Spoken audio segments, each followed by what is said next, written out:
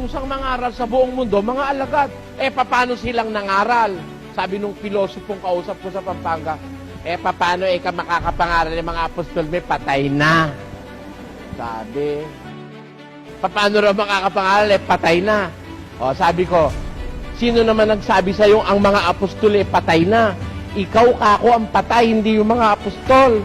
O, pakinggan mo, 5:6 ng unang Timoteo. Datapwat ang nangagpapakabuyo sa mga kalayawan, bagamat buhay ay patay. Ayun, yun ang mga patay. Yung nakabuyo sa kalayawan, bagaman buhay, patay. Para sa Diyos, yung mga lasenggo, babaero, sugarol, gubon sa drugs, buhay pa, patay na yun eh. Pero yung taong banal, gumagawa ng kalooban ng Diyos, patay na yun, buhay pa rin eh. O, di ba? Pakinggan nyo, sa isang talata ni Mateo 22. Ako ang Diyos ni Abraham, at ang Diyos ni Isaac, at ang Diyos ni Jacob. Ang Diyos ay hindi Diyos ng mga patay, kundi ng mga buhay. Tanyo, ang Diyos hindi Diyos ng mga patay, kundi ng mga buhay. Kaya pagka meron kang Diyos, hindi ka naman tinuturing na patay. Kahit patay ka na sa laman, hindi ka papatay. At katunayan, hanggang ngayon, buhay na buhay ang mga apostol. Buhay na buhay. Gusto nyo, babasahin ko talata? Ate nyo ha? Kaya hindi kailangan magka-apostol na Pilipino eh. Oh, apostol Pilipino. Siya raw, apostol.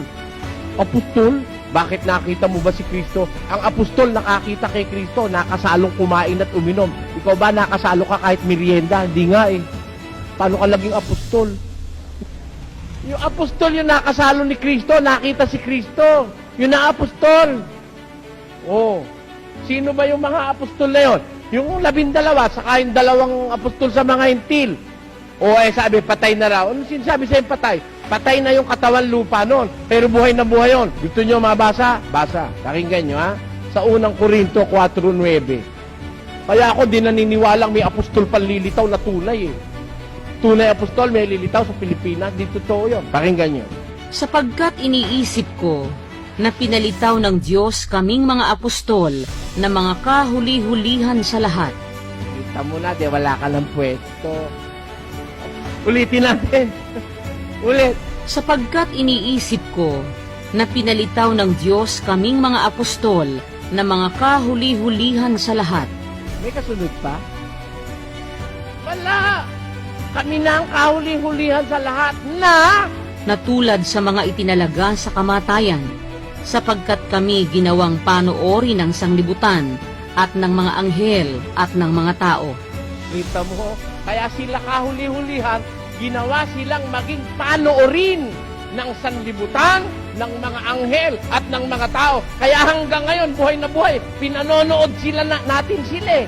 Nanonood ba kayo sa mga apostol? Nanonood. Ano ang sabi ni Pablo? Basa. Ano ang sabi ni Marcos? Basa. Ano ang sabi ni mga apostol? Di ba yun ang binabasa natin? Kaya hanggang ngayon, pinapanood natin eh. Ano po ang sabi ni Apostol Mateo? Basa. Oh. Ba't kakailangan? Kumpleto na. Nonsense ka naman eh. Kailangan pa ba pagka-apostol may kumpleto na? Meron pa bang nakalimutang ituro mga apostol? Wala nga. Ano pwesto mo? Asan ka? Mahiya ka naman.